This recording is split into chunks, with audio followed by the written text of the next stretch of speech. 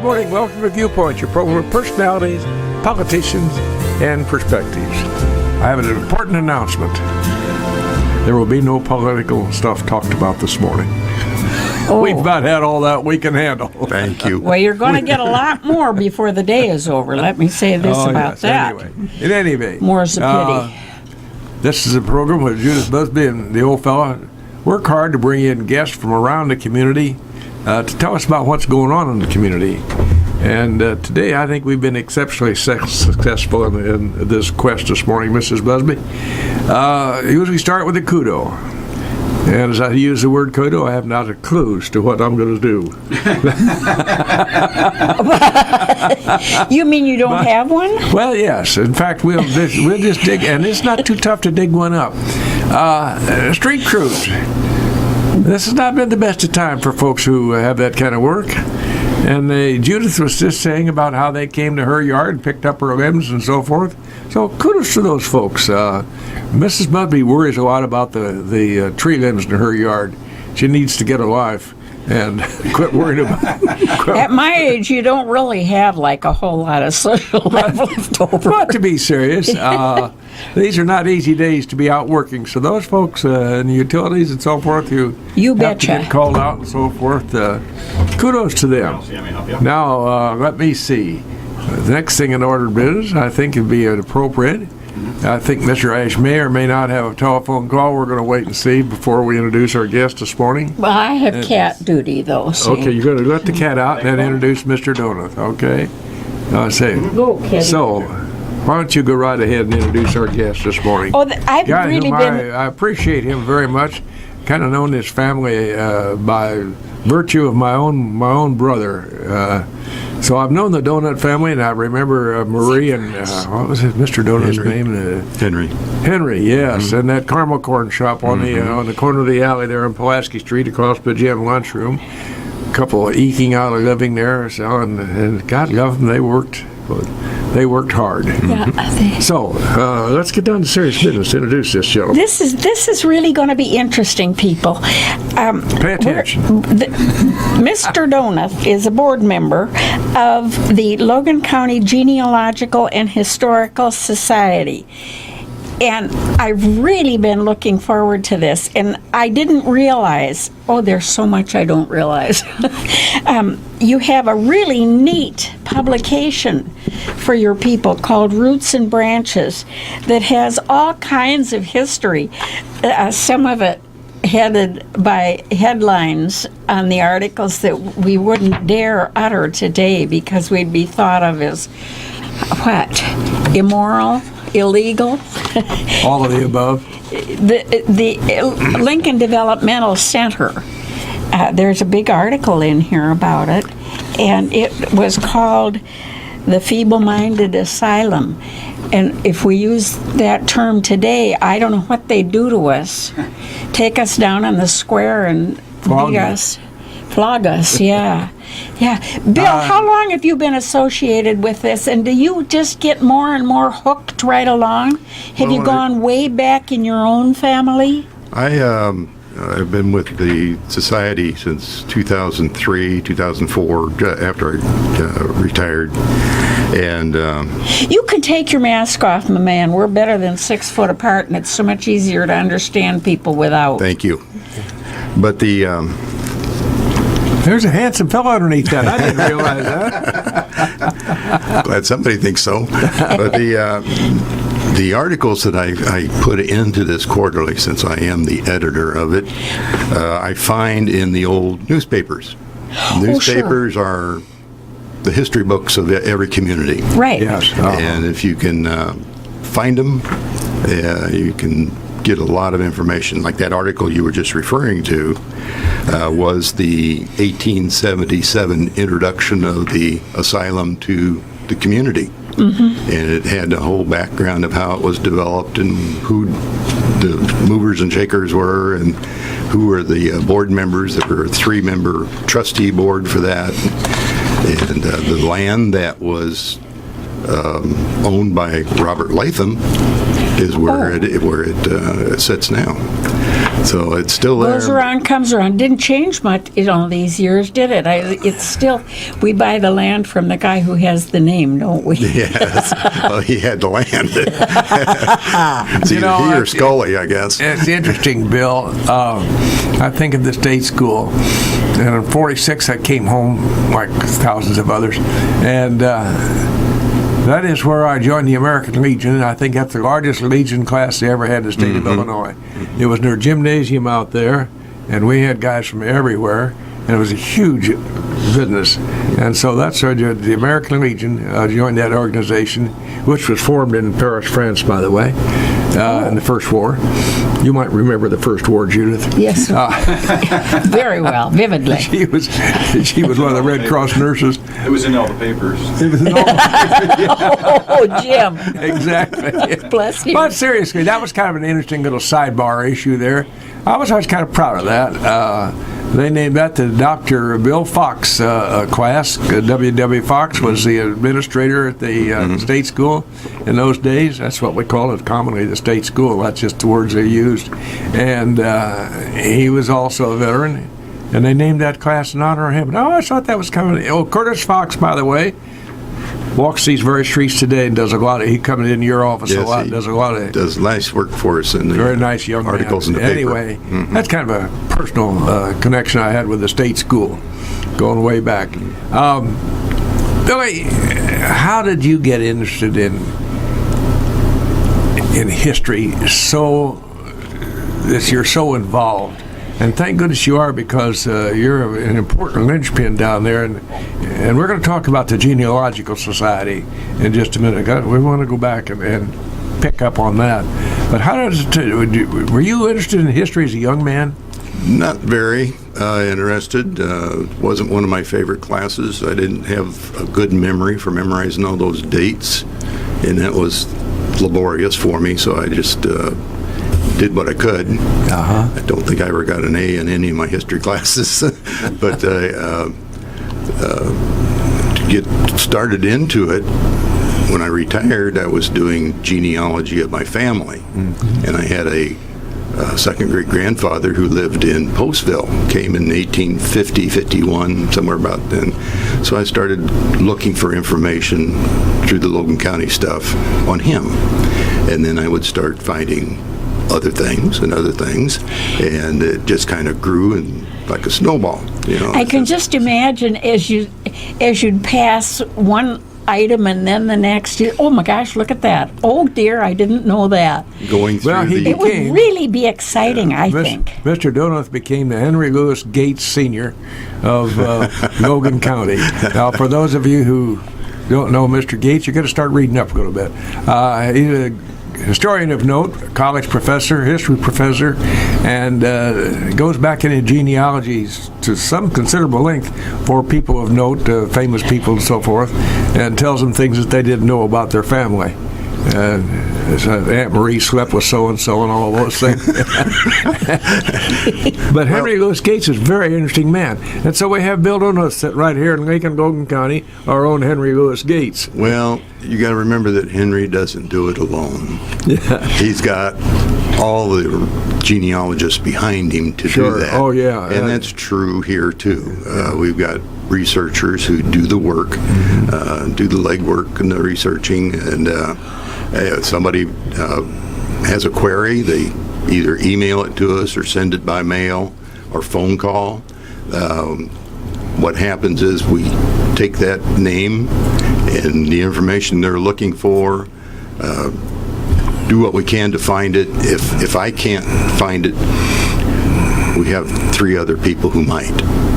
Gary Freese is one of our top researchers. Bill Detmers, who is on vacation right now, is another. He makes a trip down from Bloomington. Yes, yeah, he's an Emden boy, but they live in Bloomington, and they do come down, and his wife Diane is on our board right now. And then Jane Zimmer has been doing a lot of that work, and she's very good at it. She knows the state archives inside and out. Is that right? Yeah. Well, that's what you need, is that kind of talent, isn't so it? when I get an email asking a question, I forward it on to them, so that we're all working on it too. Because I have my specialties, the old newspapers, the vertical file, the things I've put together at the society, and then they each have their particular expertise too, and cover all bases that way. Well, I'd like to define, as the guy says, define your terms. I'd like to define the Lincoln-Logan County Genealogical Society. It does a lot for a lot of people. But there are a lot of people who have no idea that they're on Chicago Street, which of course now has been closed because of this doggone COVID pandemic. But down through the years, performed a great service for a lot of people. Tell us about how the Genealogical Society got started, Mr. Donath. Well, it was started by a group of retired teachers back in 1979. Trying to remember their first names. Mrs. Johnson, Paul Johnson's wife, was one of them. That's the one, Virginia. And a group of ladies started it, and they kept all their records and stuff in somebody's basement. And that would change from time to time as people came and went from the society.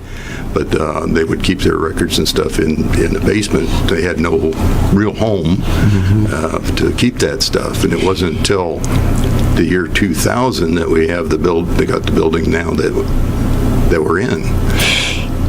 This extensive article on LDC, not very long ago, it would have been easy to go out there and get information, but we got nothing anymore out there but a dump. And more's the pity, I hasten to add. So where do you have to go, for instance? Do you have to go to Springfield to get this information on LDC? We have quite a bit of information on LDC. When they closed that institution, they brought us very large scrapbooks, newspaper articles and stuff like that, and books that detailed the procedures and everything like that, that dry stuff that makes the business run. But we have that stuff at the center. And it's there for people to go through. It's not really been gone through and organized very well, but it's there if people want to take that. We had a couple come in just for that 2 years ago, and they both lived out of the country. They were both living in Dubai at the time, but he was from England and she was from Canada. But they wanted to know about the LDC. So they came in for a whole day and poured through all that stuff. And we were lucky to, have it there so that they could take a look at it. Did they have some background information, too, that they could share with you? They did not. They didn't. They knew nothing. Isn't that interesting? Apparently some relative of somebody's had something piqued their interest. Yeah. Oh my! Over all the years, because it goes back to 1877 and maybe before. Well, the original was at Jacksonville.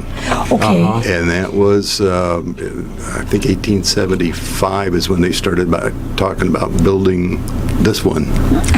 And they did not, through the 1874-75 period, 76, they were visiting different communities, and we were competing with some pretty substantial communities in the state to be the home for that. Now, interestingly enough, Mr. Donath, and our listeners out there, half of them anyway, one of the two, what are they talking about, state school? There are people who are now a part of our community who have no conception of what that organization was back in those days. And so they're right there in left field, have no idea about which we're talking at all.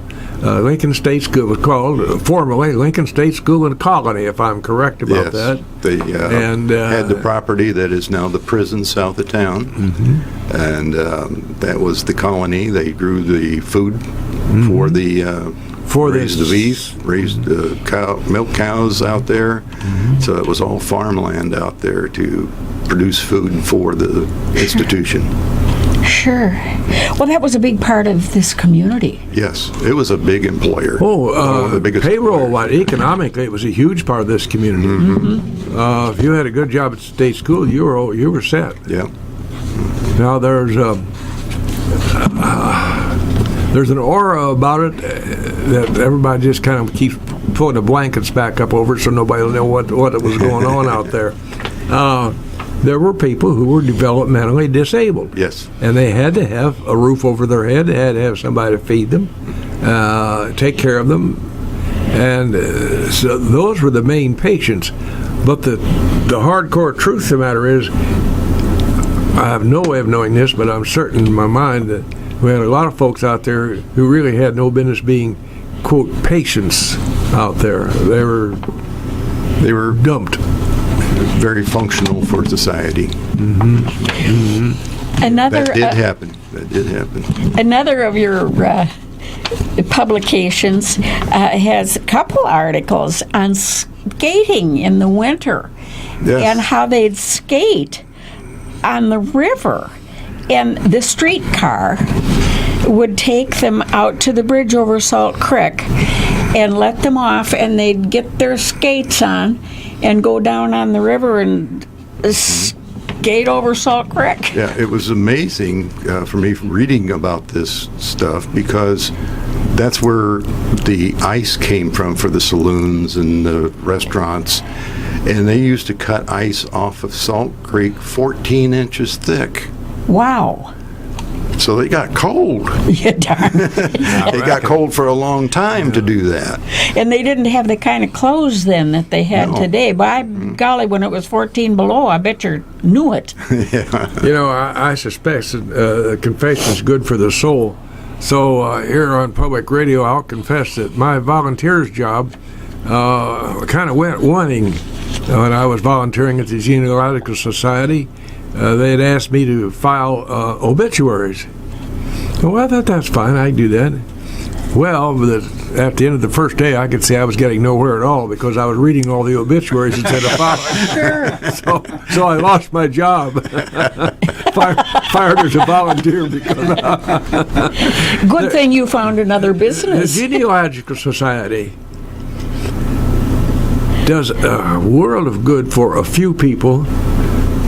That is very, very important work to them. I don't think that the general populace has any conception of all of the work that goes on behind that door there on Chicago Street, with the volunteers again, who delve into research and that's a very important thing should be an important thing for all of us.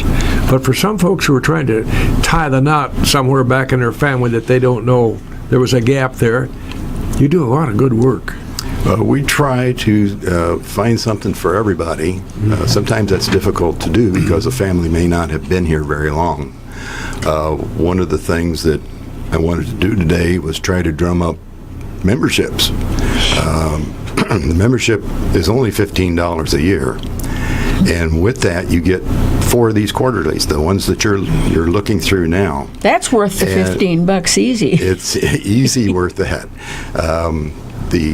We try to email them to whoever so that we can limit the cost of printing. Yeah. We still send out about 55 of them to people who don't have computers. You know, they just aren't up on computers, and they're the older part of the population.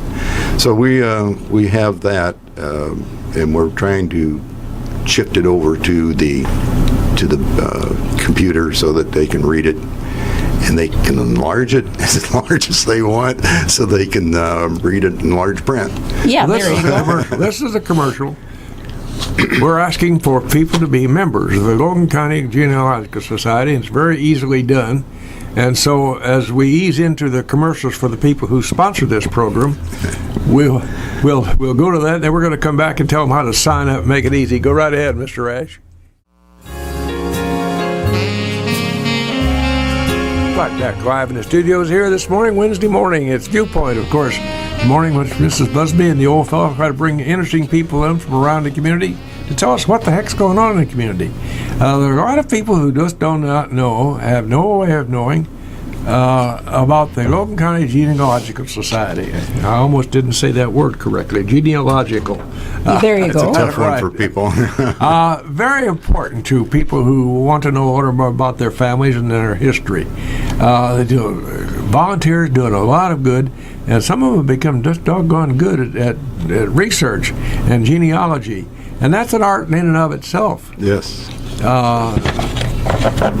So our guest this morning, Mr. Bill Donath, who's given of his time. By the way, he has an avocation.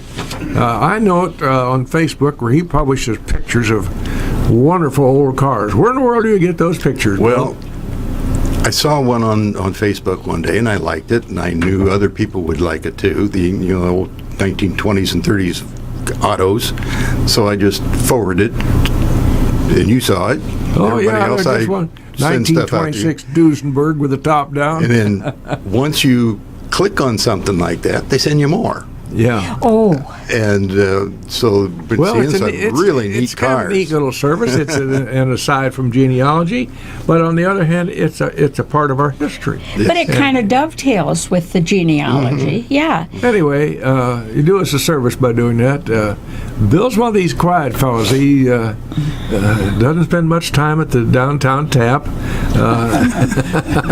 He's too busy for He's too busy for that.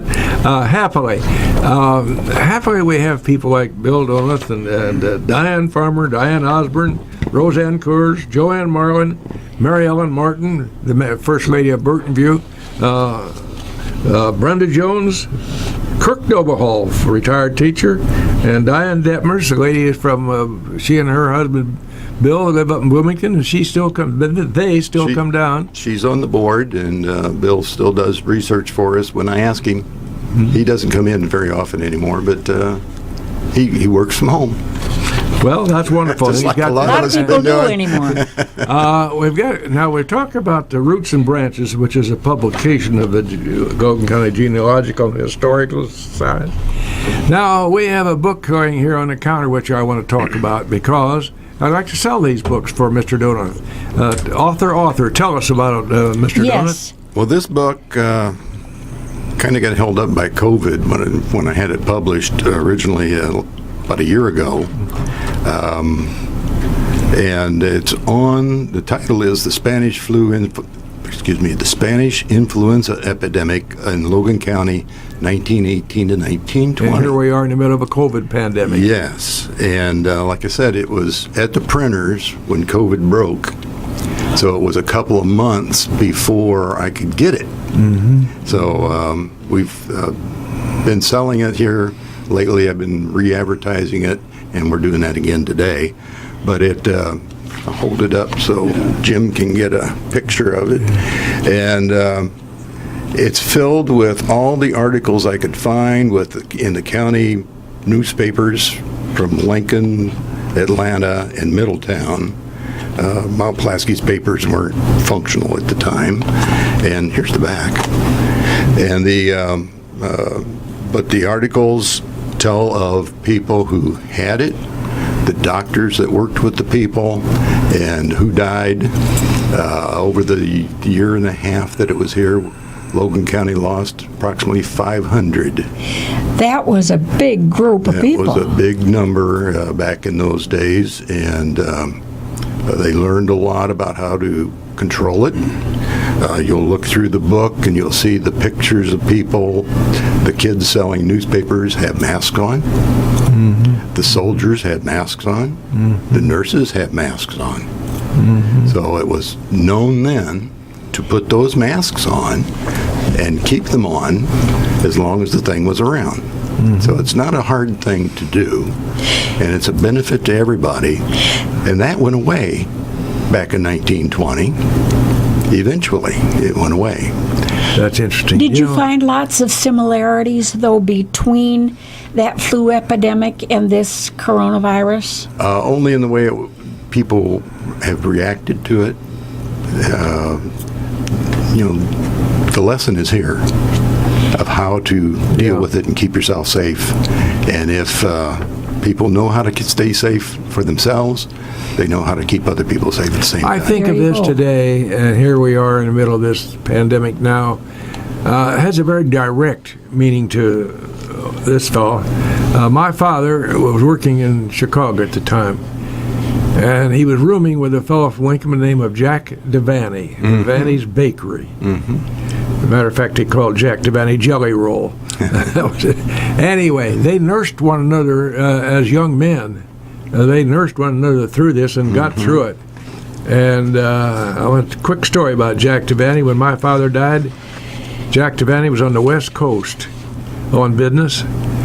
Flew back here specifically to go to my father's funeral and be a pallbearer. Got on a plane and went back to the West Coast the next day. You don't forget things like that. Jelly Roll Devaney. Direct connection with the pandemic of 1918. Yeah. And I think with my father, with how young he was, because he was born in 99. Yeah. My grandparents are in the book. Both families had it. My dad had it when he was 2 years old. Is that right? 1920. So it was close to home here too. Well, what's the old saying about the past is prologue? And history, I don't know about you, Bill Donuts, but history was pretty dry when I was a kid in school. And I got by because I had to. But the older you get, the more fascinated you get with history. And you find it an integral part of your daily being because, oh yeah, I remember that. And so it's very, very important, the work that the Genealogical Society does for people and getting them connected to their roots, so to speak. Yeah. This book is for sale. All people have to do is call me and or email How would me. we call Bill Donut? Hey, Bill. There you go. The phone number I'm using for that is my cell phone, and it is 217-737-8675. 737-8675. Right. And the email I'm this using is an is... investment. We can't get out. We can't go down at the taverns. We can't go to lunch. But you can sit home and read. Yes. And read about something that other people have experienced and how they reacted to it. Was your family involved? And if you have somebody that can't get a hold of it, I'll deliver it for them. Yeah. There you go. Make it simple as that. 737-8765. One thing I see in your publication here that's changed over the years, there was a real weighty law case back in Lincoln's day. Oh, yes. Yeah. And they had 3 attorneys on it, so apparently it really needed some defending. And they decided $5,000 for all the time that they'd put in, that they'd divvy that up amongst themselves, and that would be a fair pay. And Abraham Lincoln said, well, he thought he ought to get about $50 of that because he'd worked pretty hard on it. You just go uptown, try and hire yourself a lawyer for $50. $50. Yeah. That's to say hello. And apparently it was a case that had a significant outcome that's even important today. So he didn't explain what the case was. No, the it's narrator of the story. But Mr. Donut, as you work, of course, you're working kind of pretty quiet right now because the doggone place has to be closed because of this COVID thing, which is unfortunate. But it was before COVID. It was not unusual for you to have somebody pop in you had somebody come from Dubai. You can't come much further than that. On a daily basis, you'd have people pop in looking for something about Aunt Mary or Uncle Joe or something like that. yeah, we'd have several thousand a year come through that door. And we have a sign-in sheet so that we know where they were from and what their purpose was for being there. And I put all that together in a spreadsheet so that if we apply for grants, we can explain, we're dealing with this many people. So it was a significant number of people that we were bringing into the community. So we were always happy with that. Well, thank goodness we have people in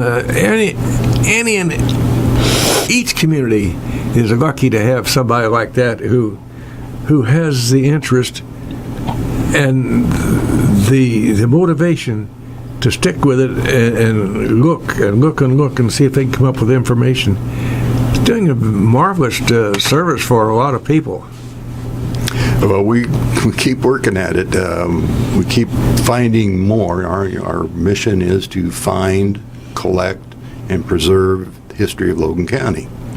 And we do that, I do it on a daily basis because I'm always working with these old newspapers and whatever other things come into we talked about the vertical file at one other time I was here, and that's a large collection of paper and folders in the back room that we're going through and reorganizing right now.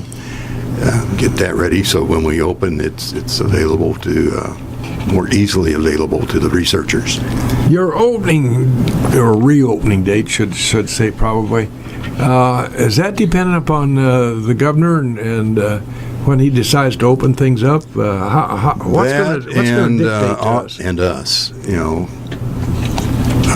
we are older people up there running that place. No kidding. And a few of us have background problems health-wise. Yeah, sure. And we just don't want to get that exposure until we're sure that we won't be subjected to that.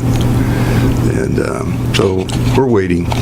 We're waiting impatiently in some cases, but patiently. Is the number to the Genealogical Society posted on the door for somebody? Yes.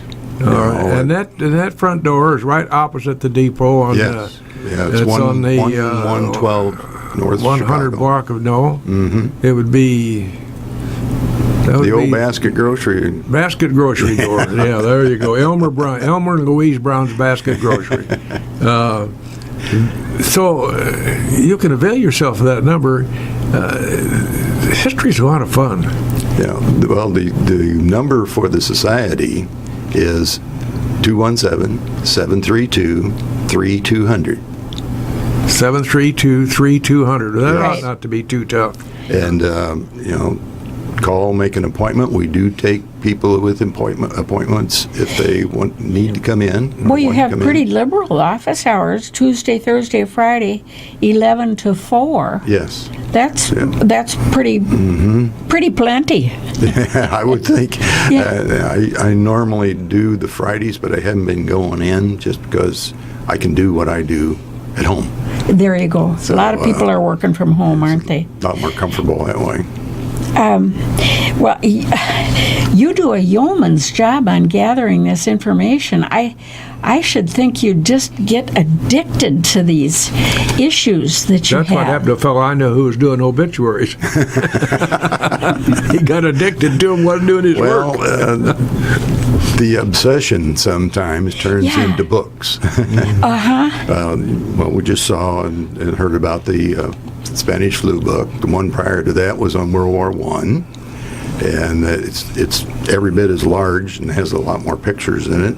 The one before that was about the names on the Civil War monument of the fellows who passed away during Civil War. And the one before that was a collection of articles and letters from the Lincoln Herald of that Civil War period.